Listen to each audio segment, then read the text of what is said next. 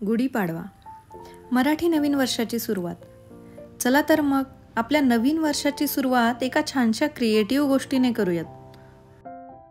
नमस्कार मंडळी, मी स्वाती स्वागत करते माझ्या क्रिएटिव्ह कॉर्नरवर. चला तर मग वेळ न घालवता व्हिडिओला सुरुवात करूयात. आज आपण एक छानशी गुढी बनवणार आहोत. त्यासाठी आपण गुढीला लागणारी काठी बनवून घेऊयात.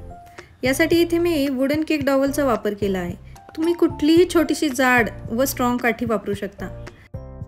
काठीला मी एक गोल्डन लेस लावून घेणार आहे. व्हिडिओमध्ये दाखवल्याप्रमाणे प्रत्येक गोष्ट स्टिक करण्यासाठी मी इथे फेविकॉलच्या ऑल फिक्सचा वापर केला आहे.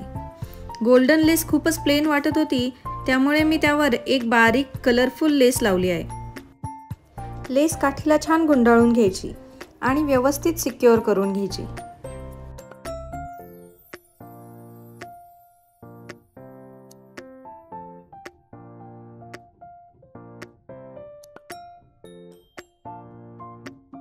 गुढीच्या बेससाठी तुम्ही अशा प्रकारचे चौरंग, फोम शीट किंवा थर्माकोल ब्लॉक सुद्धा वापरू शकता. त्याला कव्हर करण्यासाठी कुठलंही छानसं कापड किंवा ग्लिटर फोम शीट वगैरे वापरू शकता. माझ्याकडे काही प्लायचे पीसेस होते, ते व्यवस्थित कट करून मी गुढीसाठी एक छोटा पाट बनवला. चौरंग जसा कव्हर केला तसाच मी तो पाटही कव्हर करून घेतला होता.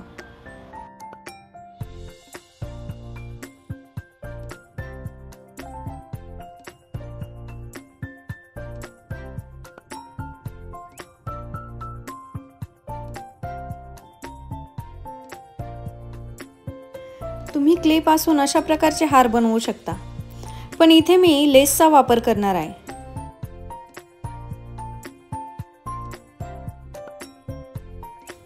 त्यानंतर पाटाला वेल्वेटचं कापड लावून बॉल चेनने डेकोरेट करून घेतलं.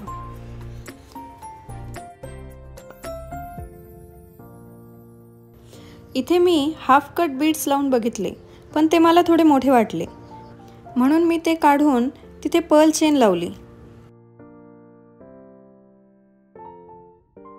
अशा प्रकारे आपला पाट डेकोरेट करून झाला. हार बनवण्यासाठी आपण अशा प्रकारच्या राख्यांचा वापर करू शकतो किंवा त्यांचे मणी काढून असे छोटे हारही बनवू शकतो. आजकाल मार्केटमध्ये सुद्धा खूप सुंदर सुंदर हार अवेलेबल आहेत. तो आणूनही तुम्ही वापरू शकता. कलश डेकोरेट करण्यासाठी मिळणारा ड्रेस आपण साडी म्हणून वापरू शकतो, पण इथे मी ब्लाऊज पीसपासून साडी बनवणार आहे. तुम्ही कुठल्याही वेस्ट मटेरियलपासून साडी बनवू शकता. साडीला छान लेस लावून घेतली. छान फिनिशिंग यावी व दोरे निघू नयेत म्हणून साडीला उलट्या बाजूने फोल्ड करून स्टिक करून घेतले.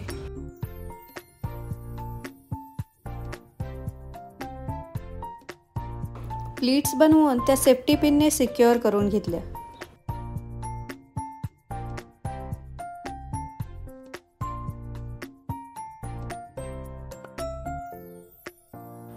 साडीला थोडीशी फिनिशिंग देऊन घेतली.